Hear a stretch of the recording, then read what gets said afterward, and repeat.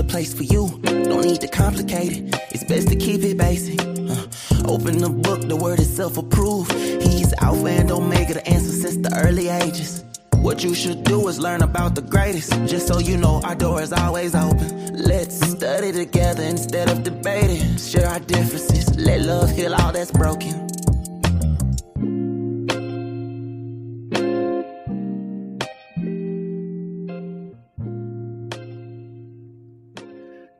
And shalom aleichem to each and every one of you. So glad to have you with us today. This is yours truly, Apostle V.W. Jones, and we welcome you to what is known as the Actual Bible Book Club. We are here every Thursday at 7 p.m. Eastern Standard Time, both on Clubhouse and on Facebook.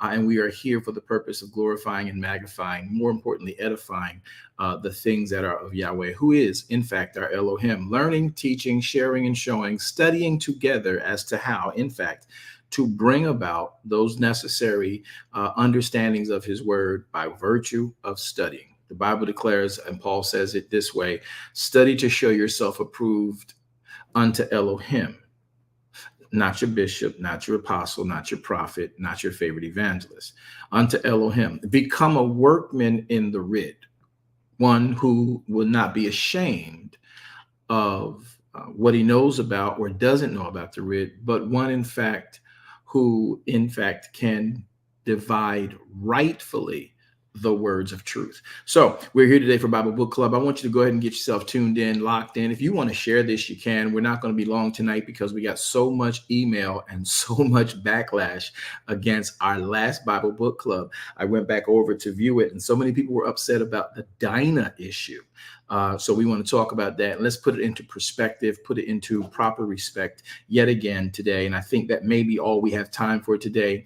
And then we can proceed through chapter number 48, verse number 7, I believe is where we are. No, 49:7. We're talking about Uda and Jacob blessing his sons before his demise and his time to leave. So you can share the page if you're on YouTube.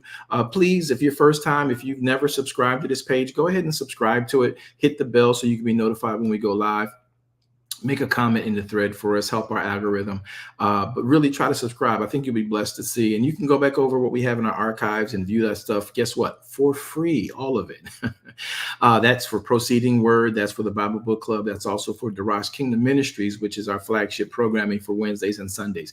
As well, for those of you who are on Facebook, facebook.com, the VWJ Ministries page there, would you please like the page, VWJ Ministries, and then like this program that you're in for Bible Book Club.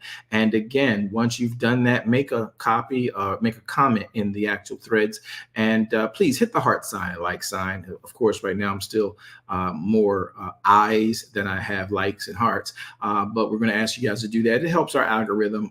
This is not a program where we actually ask you for any kind of money or anything like that. We're just here to study the writ together, and guess what? It's for free. I bet if I put a tag on it, like, 13 cents to get in, it'd probably the room be filled. You know what I mean? Because we just love to pay for stuff that I don't get. But anywho, this is completely free.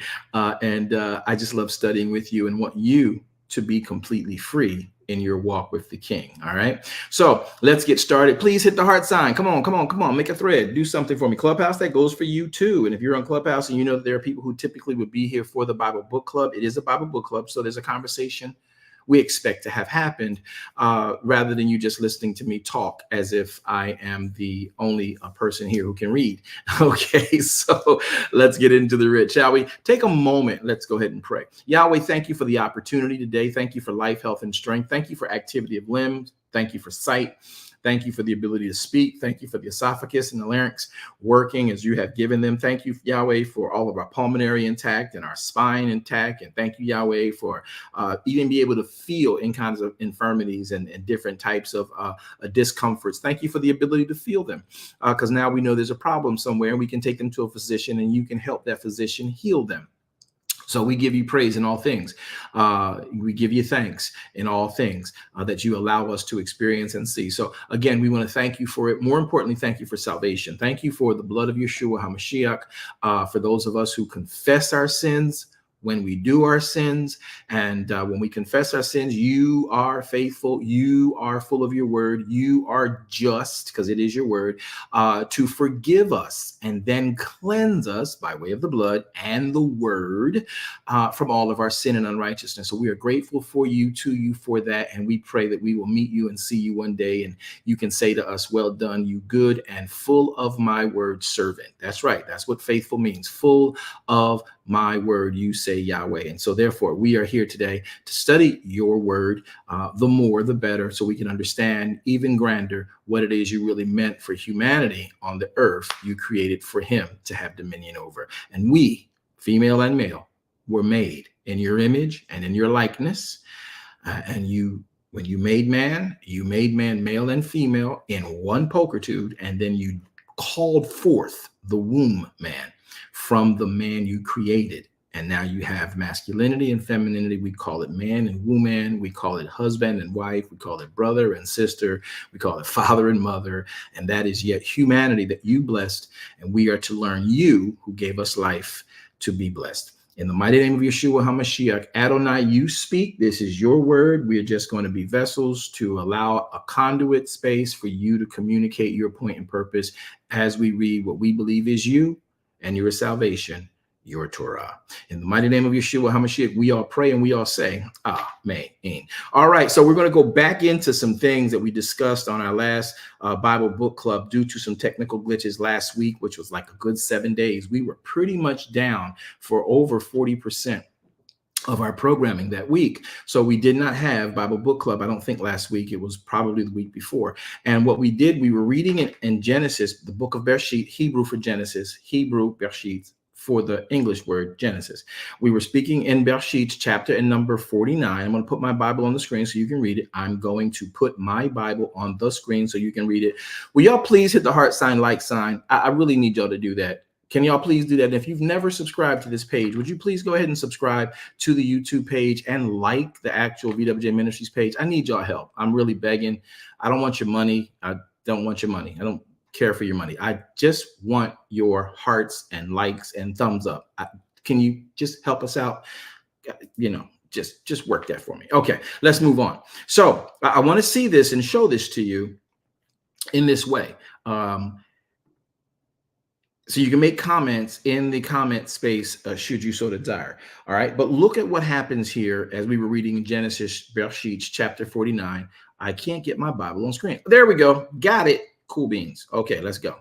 So Yaakov, we stopped at verse 7 last week and then ended up in chapter 34 trying to get a backdrop on this storyline. So today, because of all the email and back push we got in my texts and all the different apps and all the different emails I received behind this, people not understanding, we're going to take a moment just to be redundant. For verse 1, Yaakov called unto his sons and said, verse 1, I'm in Genesis chapter number 49. There you go. You see it's on the screen. Genesis chapter number 49. If you don't have a Bible and you're on Clubhouse, feel free to come on over.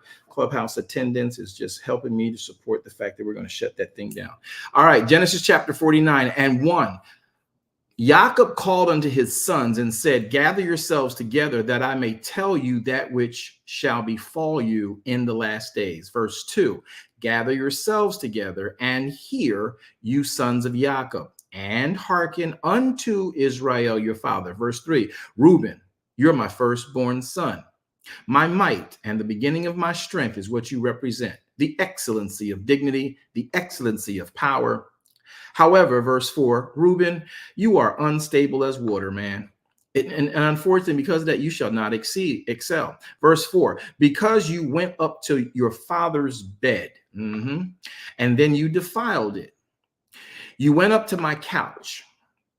So it's just proof that you're not going to be able to excel. You are unstable as water, even though verses 3, you have my strength from the beginning of my strength. You are you look just like the king you need to be. You are the epitome of what power looks like. And you are powerful, but you're unstable. You really can't lead, though you're the firstborn. Verse 5, Simeon and Levi, they definitely brothers.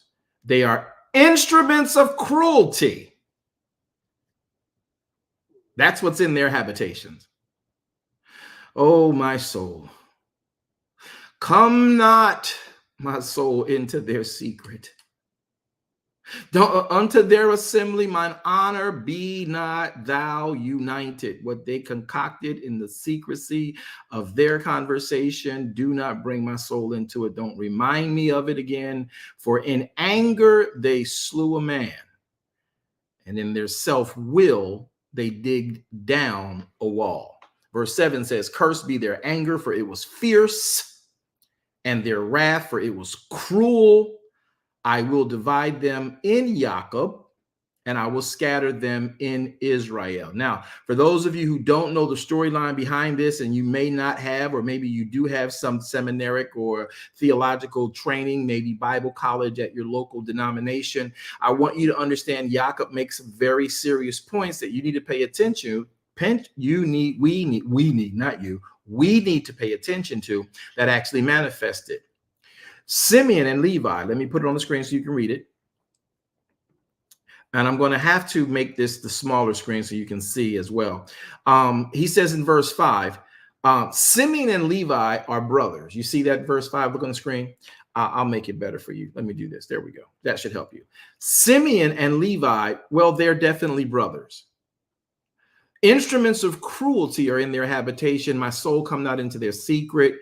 Because in their anger they slew a man, and in their self-will they digged down a wall. Cursed be their anger, it was cruel. Here's the part I want to talk about for a second. I will divide them in Jacob. Now, remember when he talks about this, he does actually, there is a prophecy, as you all know. Well, he's saying it. He's telling you based on what Elohim is telling him to say and how Elohim has him speaking right now, that he's going to divide Simeon and Levi in Jacob. Now, it's interesting because it doesn't appear Simeon really got the dividing piece, but do you know that Levi was divided amongst all the tribes of Israel?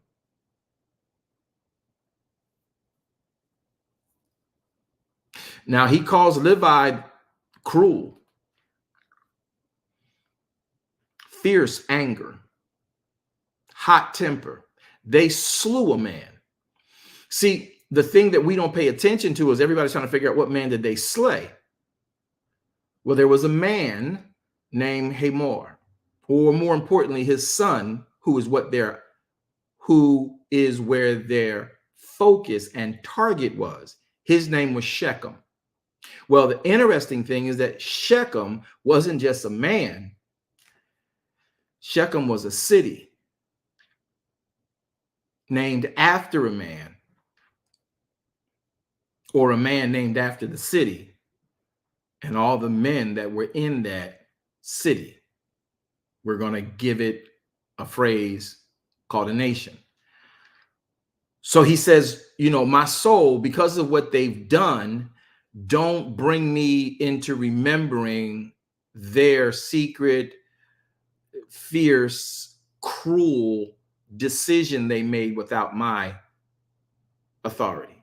That caused them to kill a man. Now, there are a few things here that got addressed on our last Bible Book Club that many people just really were not paying attention to. So when we brought these things to light and to bear, they literally, the people were like, well, it didn't really mean that. It don't really mean that. It, you know, that might not be what it means. That might not be what it is. And you just didn't pay attention to it. But Levi literally did get divided. Does anybody, you can come off microphone if you're on Facebook, Clubhouse, but does anybody remember that Levi did not get an inheritance when Israel went over into the promised land? Yes. Yeah, we do, right? And so we also know that Yahweh himself told Levi, you're not going to get a portion. I'll be your portion. And then he divides them once they come into the promised land and scatters Levi, the tribe, into all of the other tribes to make sure they were the ones that taught the rules, the instructions, the edict, the actual governance for the kingdom to all the people. It sort of kind of almost looks like a punishment, don't it, for this thing. They're cruel. They're so cruel that Levi is the one that need to be around the word all day long.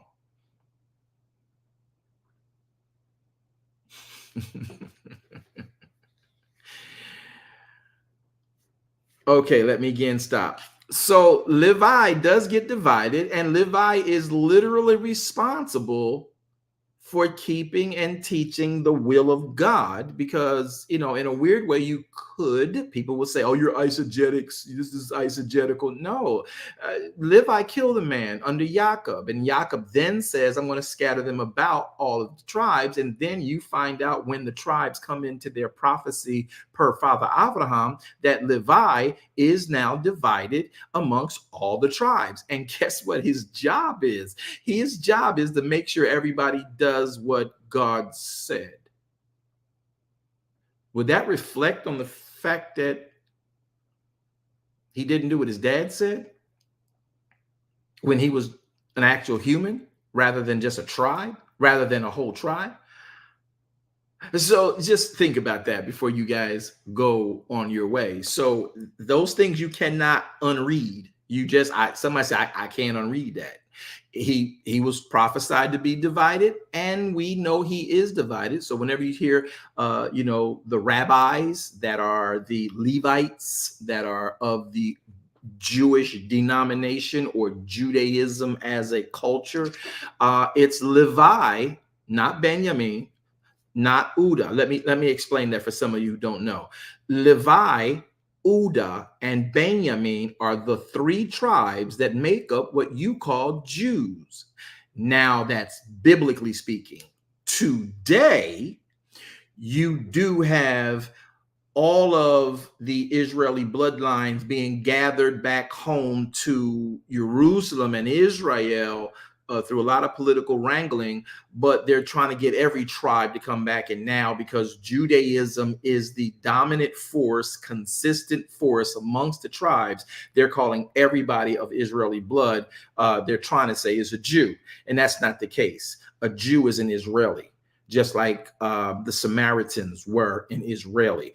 And then the Samaritans and the Jews had war with each other. So if you don't understand the culture there, the storylines that lead into Yeshua's day don't make a lot of sense. And then we become entitled to our Christian interpretation. All right, so let's talk more and more about this.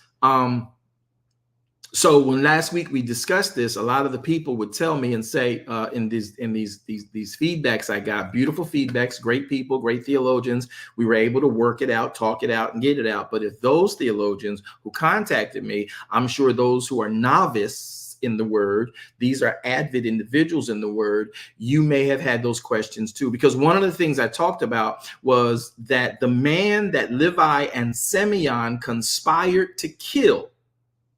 Now, Simeon's a trip, because Simeon was a part of two conspiracy theories. One of them would have killed his own brother. But this one was just a bit different. That was when they put their brother Usef in a hole and then sold them to some Ishmaelite slave traders. He ended up in Potiphar's house, then into prison, and then became the Pharaoh, right? Simeon was a part of that mob too. But Simeon and Levi did something here that was extremely, extremely important.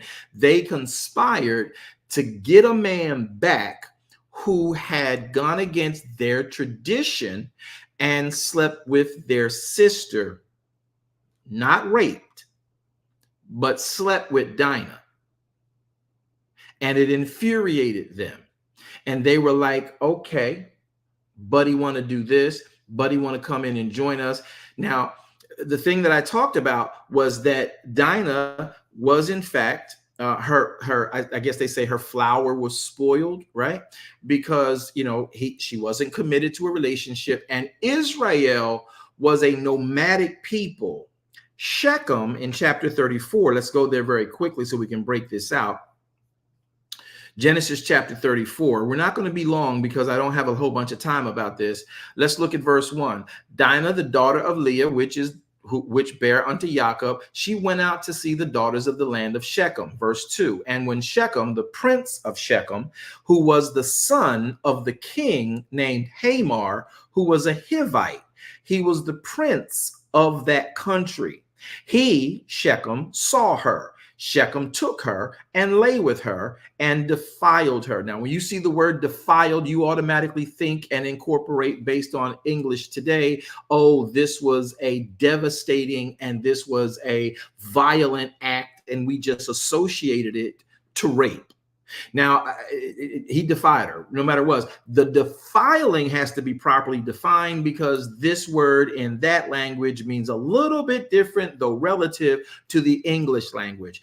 In defiling, there was something done that they do not have tradition for or have parameters set, and those parameters were not met. Expectations were not met. That is a sense of defiling. Does not mean, as many of us have had given to us, that she was raped violently or taken, though the word he took her and, okay, because he is the host. Where else would she go if he don't take her? Now, I'm not trying to say that this is all cool. Oh my God, some man trying to say she was this, and we in a Me Too culture. Like, did you see you trying to say that? No, there's nothing in the writ that indicates this. So as we explain this to some of my beautiful theologian friends over the past weeks, and some of you who are listening now, we want to revisit this so you understand it in clarity from redundancy. So verse number 2 again, and when Shechem, the son of Hamor, the Hivite, the prince of the country, saw Dinah, he took her and he lay with her and defiled her.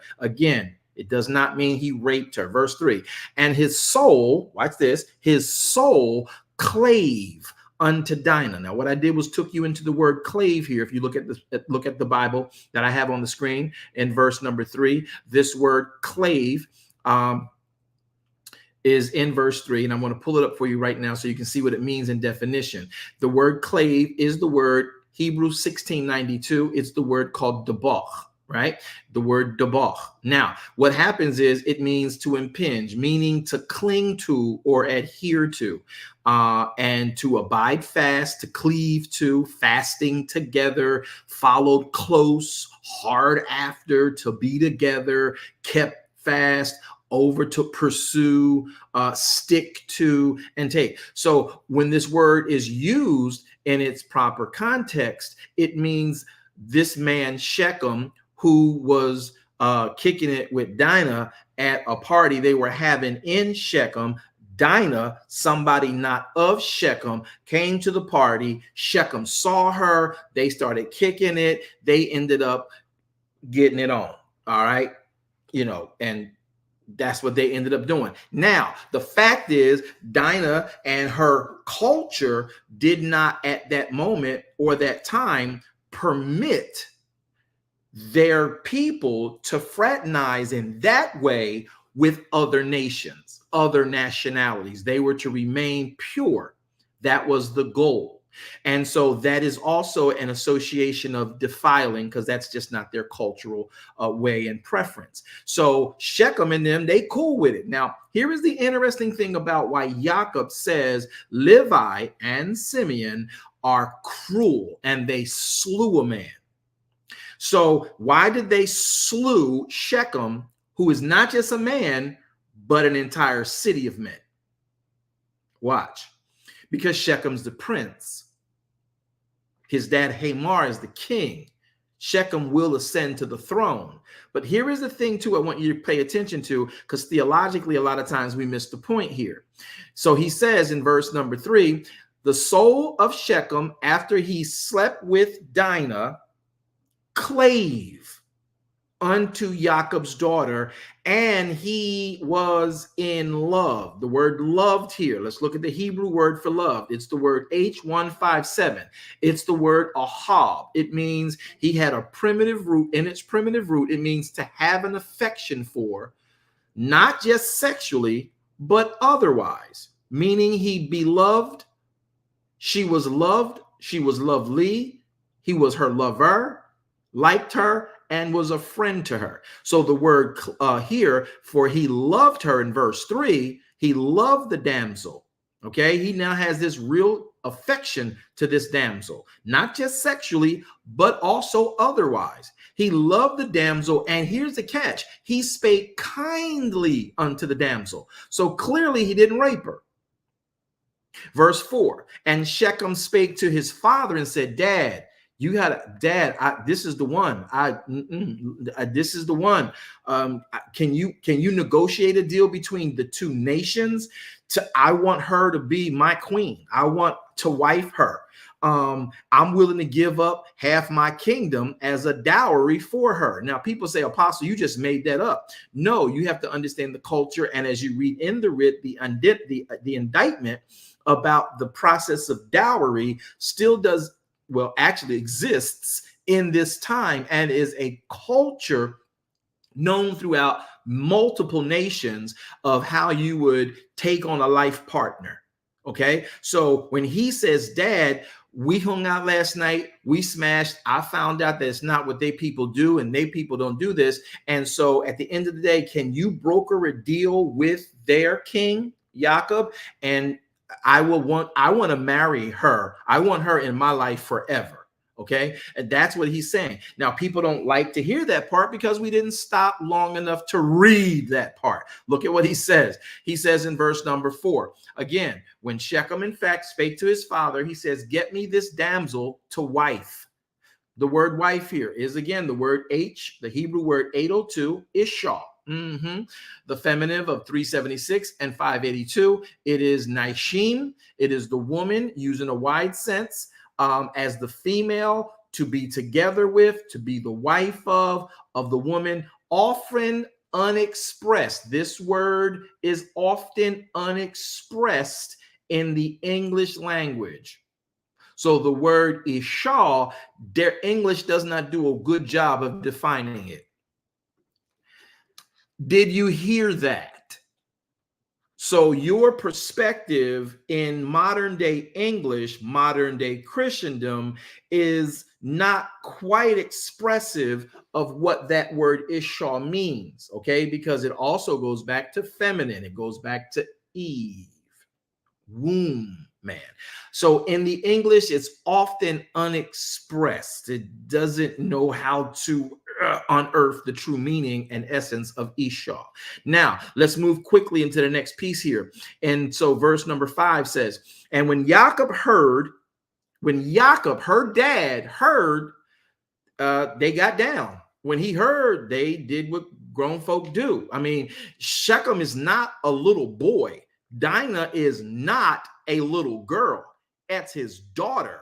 Shechem is Hamar's son. These are not babies, contrary to what many people want to tell you and think, but the culture of Israel. She went over there to experience the culture of Shechem. However, the culture of Israel was that you don't fraternize to that intimate level with anyone, forget inside of Israel, but now into a different culture. We don't even want to bring anybody from another culture into our world. And this is where it gets sticky. And many of you have to pay attention to the dynamics of the word here. He goes on to indicate Jacob heard that he had defiled Dinah, his daughter. Now, I'm a dad. If you rape, hit, stole, stripped my daughter, it's on sight. And if I hear about it right then, it's on sight. There is no coming back from that. So look what Jacob does, which many people don't pay attention to. Jacob very calmly hears out the story because he hears it from Hamor. Jacob hears the story that Dinah and Shechem smashed. They got together. And some of you older people, you might not like the terms I use because I'm trying to make sure we also incorporate our younger audience. And you may not know the word. You use it something else when you was older, younger. So just, incorporate, learn something new. Okay. So when Dinah and Shechem, they got down, they did the do, Jacob is hearing it from Shechem's dad with Shechem present. So this is a civil conversation. It's not one in rage. It's not one apologizing for something my son did to your daughter. It's a conversation that says, hey, humanity took its course and these two ended up doing something. Now he coming back to me, telling me he doesn't want to live without her. I can't live without you. You know, he's wrapped up, and dad is like, he's hooked. So can we discuss how this can work? Now, Jacob's culture, again, is nomadic. He is not interested in sitting in a brick and mortar place because there's a promise over his tribes and his nation's life. They have a promised land to come to. But Jacob makes an executive decision that goes against the prophecy of Elohim. Look at the passage. Verse number 5. Jacob heard that he had defiled Dinah, his daughter. Now his sons were with his cattle in the field. Jacob held his peace, meaning he held his response to this until his sons were come back in. Now Hamor and the father of Shechem went out unto Jacob to commune with him. Now, if my son just raped your daughter, that's not going to be something we do. We might come out to communicate, but we ain't communing. They sitting down, sipping wine, having bread and cheese. Verse 7. So when the sons of Jacob came out the field, and apparently they sat down and heard from these elders what took place between their children, who happens to be their sister, the boys heard it, and the men, again, these ain't boys, these are men, were grieved. And they were very wroth because he wrought folly in Israel by lying with Jacob's daughter. Why is this folly in Israel? Because they are not inclined to take wives of other cultures because of the prophecy on their lives. Oh, I just shut half of Christendom down right there. Now, I don't say that to be disrespectful, but this is for you to inspect it.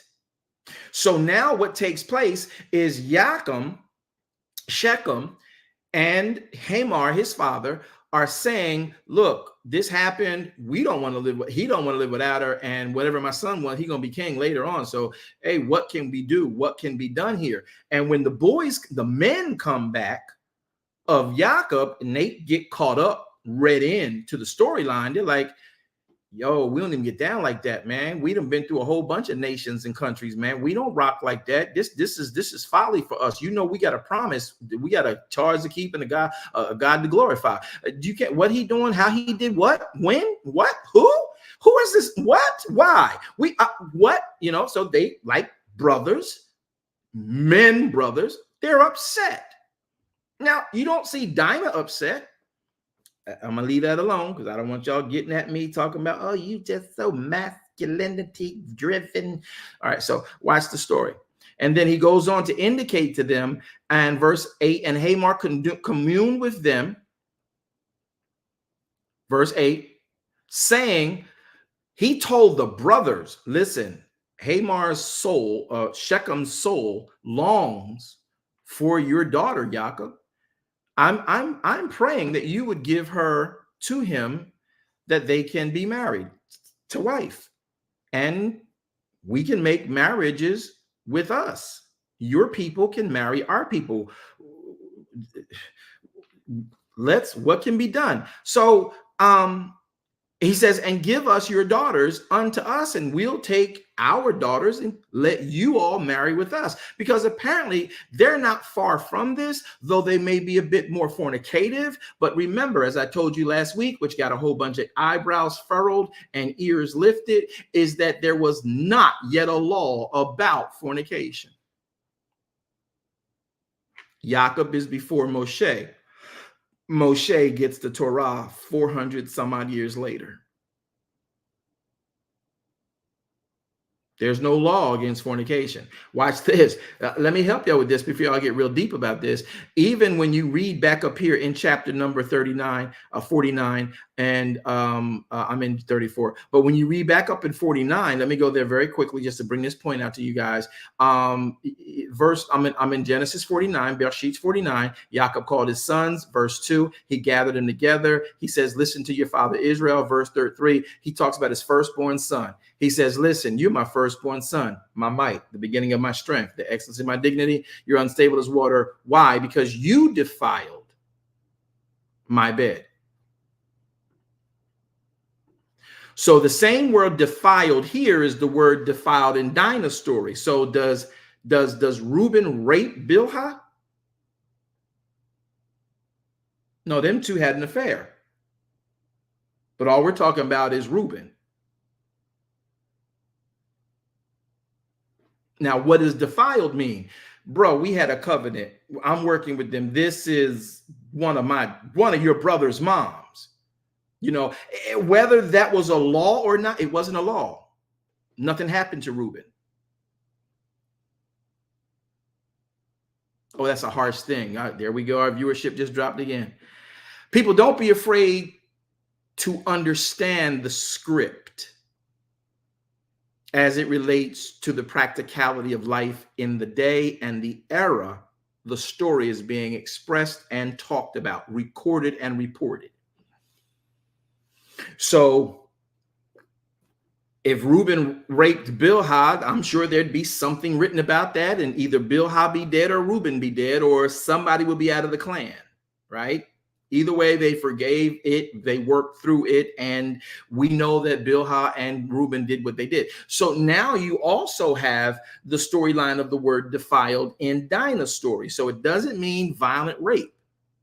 So he said, look, you went up and slept. Okay, your hormones got the best of you, and maybe hers, but y'all defiled my bed. Am I making sense to you all?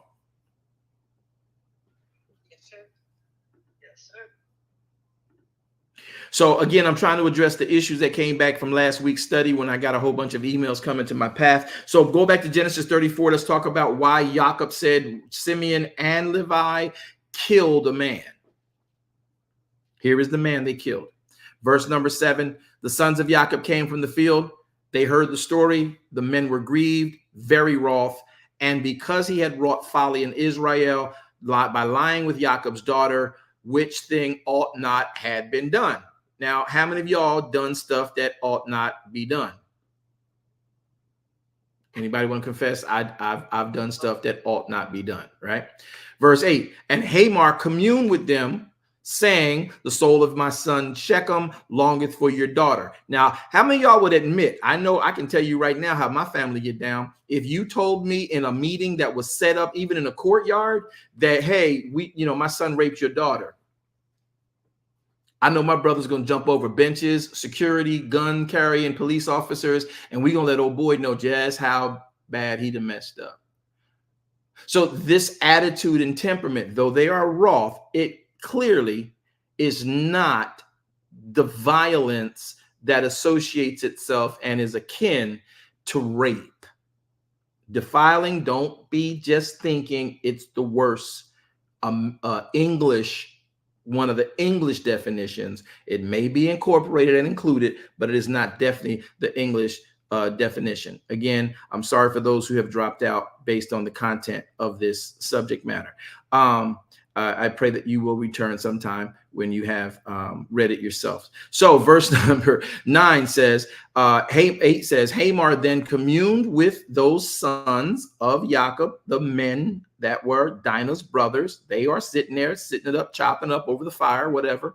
And Hamor communed with them and explained, my son Shechem wants to marry your daughter.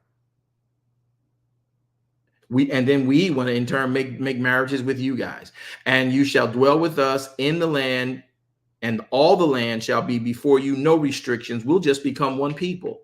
We'll dwell together. We'll trade together, and you can get possessions of the land inside. Go and get some deed and get property here. We don't have a problem. Buy real estate, whatever. And Shechem said unto her father, Shechem now talks to Jacob and talks to her brothers like a man. Brothers, listen, sirs, gentlemen. Hey, I know y'all don't know me. I am the prince of this nation. You see the nation, you know how wealthy we are. That should indicate my dowry. If I have found grace, if I am suitable enough for you all in your eyes, would you please let me marry your daughter? He's asking not only the dad, but all the brothers for the right to marry her.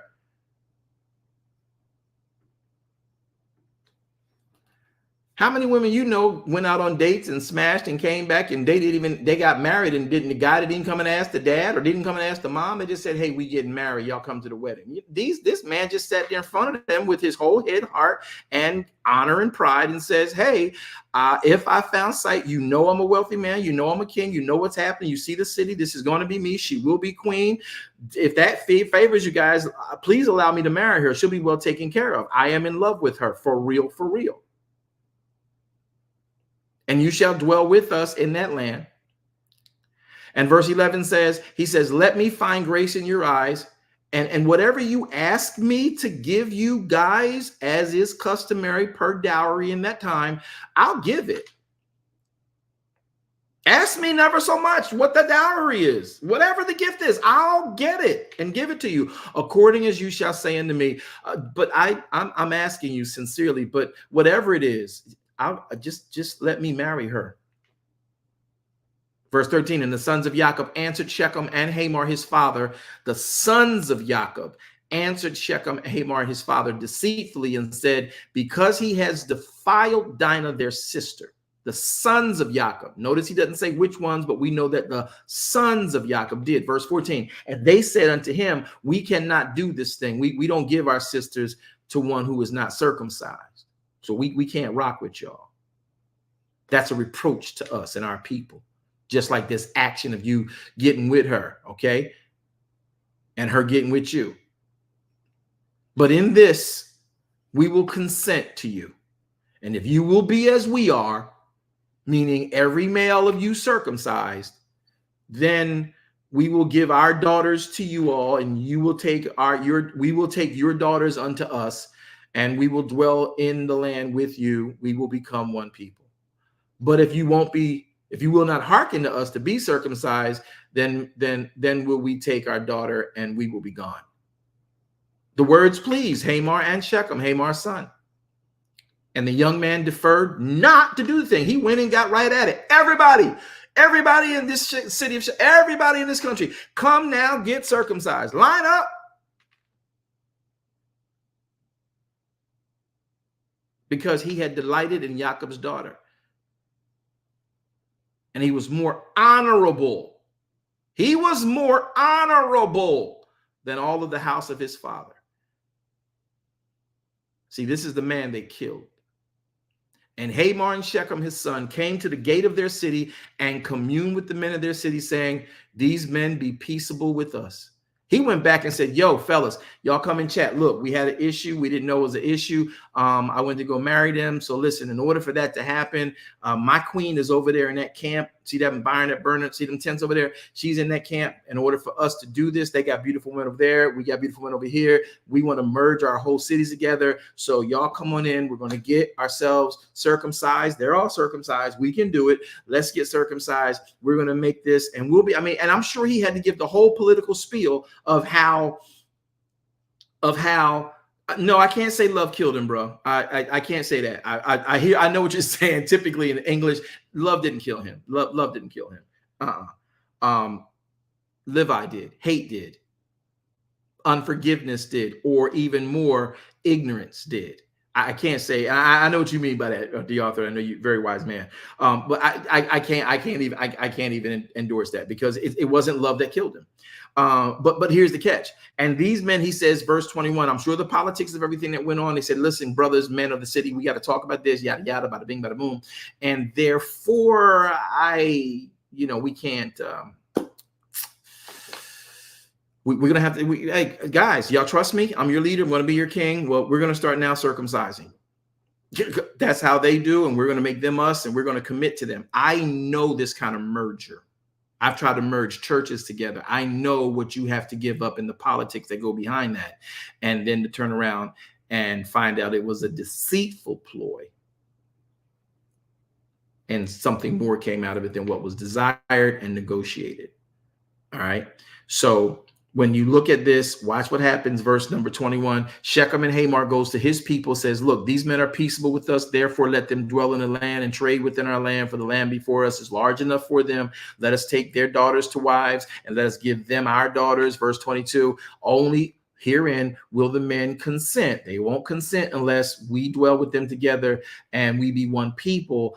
And every male among us, like them, must be circumcised as they are circumcised. Shall not their cattle and their substance and every beast of their field be ours? Yeah, only let us consent unto them, and they will dwell with us. Hamor and Shechem and his son hearkened to all that went out of the gate of his city, and every male was circumcised, all that went out of the gate of his city. And it came to pass on the third day that they were sore, and two of the sons of Jacob, who were Simeon and Levi, who were Dinah's brothers, took each man his sword and came up to the city and boldly slew all the males. And they even slew the king, and they slew the Shechem the prince with the edge of the sword, and they took Dinah out of Shechem's house and went out. And the sons of Jacob came upon the slain, and then they spoiled the city because they had defiled their sister. They took their sheep, they took their ox, they took their asses, which was in the city, and it was in the field, and all their wealth, and all their little ones, and their wives took they captive, and spoiled even all that was in the house. And Jacob said to Simeon and Levi, you have troubled me to make me stink among the inhabitants of this land, the Canaanites, the Perizzites, and I being few in number, they shall gather themselves together against me and slay me. I shall be destroyed in and my house. And they said, should he deal with our sister as a harlot? Was she some kind of harlot? No. But now you know the story of why Jacob said, Simeon and Levi, they slew a man. They didn't slew one man. They slew all men of Shechem, and then took their children and their cattle, and they cleaned out that city and left. Now, Jacob has to do something because these whole people have no men now to guard them and only little boys. So Jacob does take them with him. Did y'all read that in the story, or did y'all just let that Bible go? So what we're going to do right now, perfect timing and segue. I want y'all to study this. We're going to come back next week, and I'm hoping to have a real earnest conversation with you guys rather than just me teaching and sharing and telling you what is in the text and directing you to it. Let's see if we can dig some stuff out and have a real, actual Bible book club. All right. Well, you guys know I told you I was still working in the studio. I got to go back to the studio and get some stuff done. I got to make sure everything is prepared. And we're almost at that point where it's almost done. You're going to be happy with what you see. But I got to finish getting a lot of stuff done. So I'm going to be running back to storage and getting all the different things that we need over at that facility. And I hope that you guys will keep me in your prayers. But remember, read this story. Read the story. Minister Beverly Phillips said, I just learned something I never thought about. I'm hoping that's the case for many of you. Rewind this and listen to it again while you're reading the writ at the same time. Notice there's no commentary here. It's just the writ. My name is Apostle V.W. Jones. You've been listening to the Bible Book Club. We're here every Thursday, and it's going to be from 7 p.m. until 7 p.m. until we're done for both Clubhouse and Facebook. And I hope you guys have enjoyed what you have heard. I'm praying and praying and believing that you guys will take the opportunity to move some things around in your life, to bring these things into the bearings of your whole life and your soul. This is earnestly my prayer. All right. So thank you guys for listening. Hope that you'll tune in again next week. This has been a joy and a blast. If you got questions like you did before, email me and text me. I promise you, we will answer back. All right, let's go. Have a great night. Yahweh.